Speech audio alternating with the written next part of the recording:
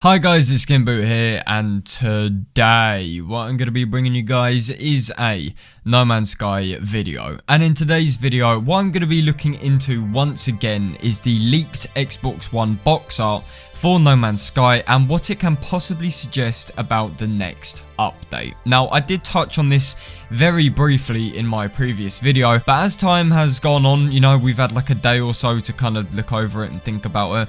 More interpretations have been developed and many more points have arisen. So I feel like it's right to dedicate a whole video looking at this cover art, what it means, busting some rumors, all of that shit. So with all of that said and done, please do sit back and relax.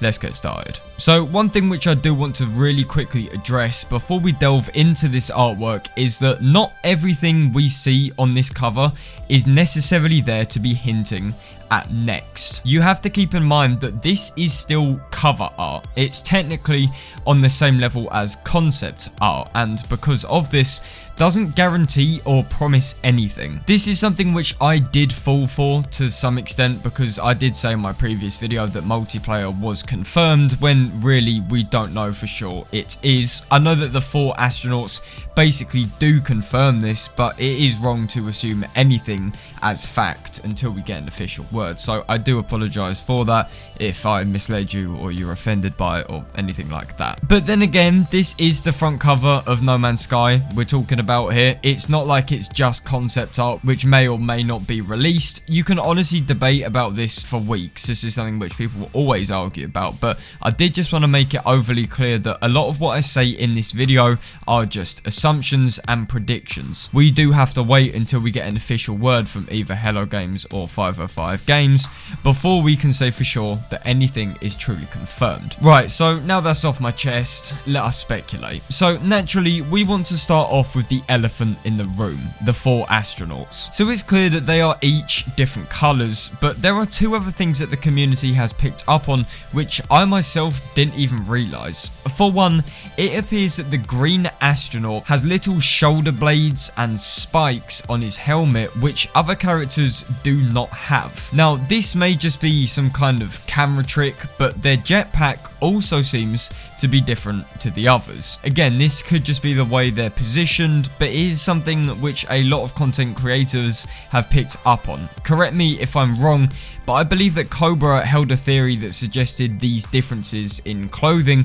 may either be character customization or to showcase different classes of players. I think this is a really interesting point. So, for example, the one with shoulder pads may be some kind of survivalist and requires extra armor. The others may be passive and focus less on combat, which is why they lack the spikes and the extra padding. Just an idea, but it would make a fair amount of sense. As well as this, people also picked up on a little GoPro looking item on the left hand shoulder of 2 of these models. Now, the original idea was that this tiny object was actually the voice that reads out messages in game, you know, the one that everyone loves. But considering 2 of the astronauts don't have this, I doubt it's the suit voice. Perhaps it is once again just there for the sake of being there, as remember, this is simply artwork. However, it begs the question, why do only 2 models have it? Obviously, we don't know the answer, and we probably won't know the answer for a long time, but feel free to let me know your thoughts on this in the comment section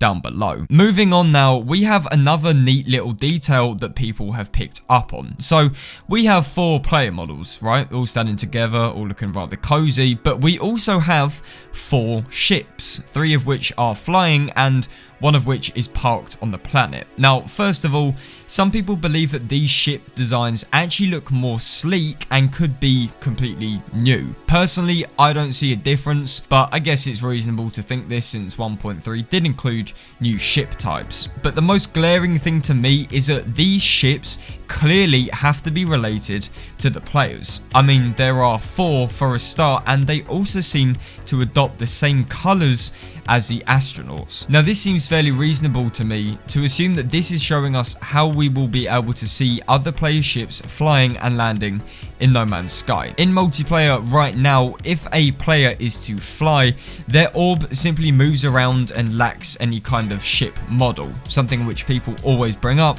when talking about ways to improve multiplayer. So with these ships being around and aligning nicely to the player models, it only makes sense that Hello Games have listened to the community and have made it so Next introduces the ability to see other ships. I can't really see why else 4 ships would exist with the same colours as the players. It has to tie in somehow, and this is also further backed up by how multiplayer is appearing to be a major focus, at least with the immersion, being able to see other players properly. It makes sense to have ships as part of that. Okay, so next up we have this whole confusion going on with the supposed gas giant behind the Atlas station. Now, I believe that this planet was originally a gas giant, and a lot of other people did, because of its huge size and cloud-like whispers across the surface. However, nerds on the internet and people that spend a lot of time in their lives looking at science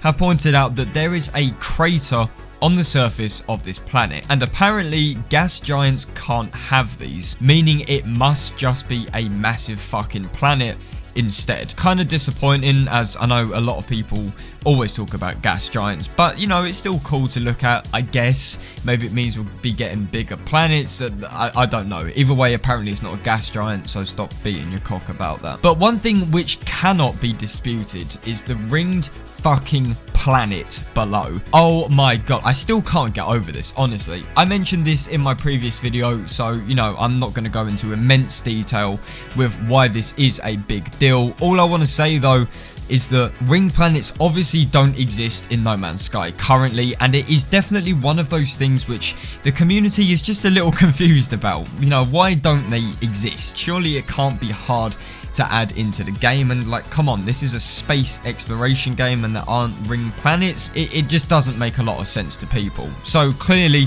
if ringed planets don't exist right now, they can't put them on the cover unless they're going to be added in. That's the basic logic of it. And one thing which I do want to add is that I really do hope that Hello Games makes the rings on ringed planets actually asteroid fields and not just like some flat 2D texture like most mods do. And if this is the case, then hopefully it means that we can actually land on them. It gives much more of a purpose to ringed planets if this is the case, and I guess it's something Sean kind of mentioned about before the game released, you know, saying yes, currently you can land on asteroids, all of that shit. It would just make the most sense because, you know, right now asteroids are kind of far and few between, but having actual rings with structured fields of asteroids would tie in nicely, and as well as that, give them a purpose instead of them just, you know, looking cool or whatever. Now, another thing which some people have started to bring up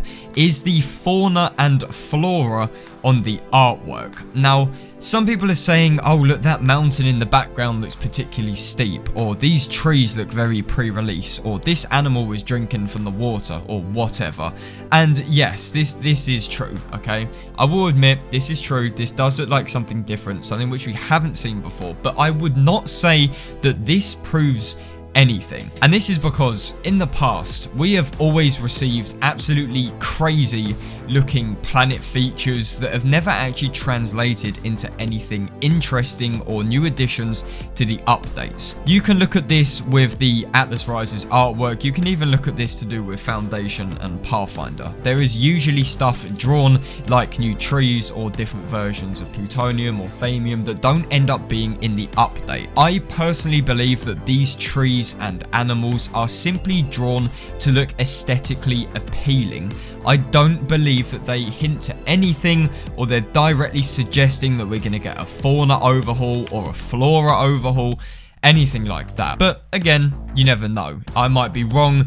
We really just have to wait and see. But yeah, that is just about all I have to say on the matter. But of course, I want to know what you think, because everyone seems to have different interpretations on this. Please do feel free to put your thoughts in the comment section of the video. Thank you very much for taking the time out of your day to watch this video. If you guys enjoyed it, then please do feel free to leave a like on it. And if you guys could also subscribe to MZK, then that'd be absolutely fantastic. And as always, I will see you guys on my next video. This is SkintBoot, signing out.